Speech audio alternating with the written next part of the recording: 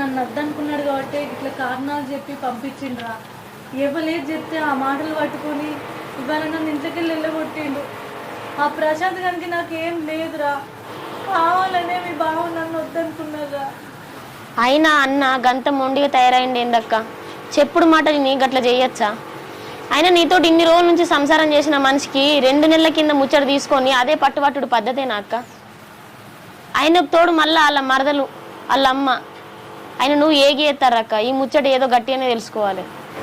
అరే తమ్మి, ఇక మీరు బాధపడకుండ్రా. ఏం చేయాలో నాకు అర్థమవుతుంది.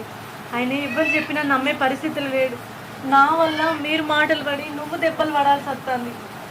దీనికి అంతటికి కారణం ఆ ప్రశాంత్ గాడు. వాన్నే తీసుకుపోయి బావకు నేనేందనేది చూపిస్తారా. ఆయన కళ్ళకు కట్టినట్టు నేనే తప్పు చేయాలనేది రుజువు చేస్తారా.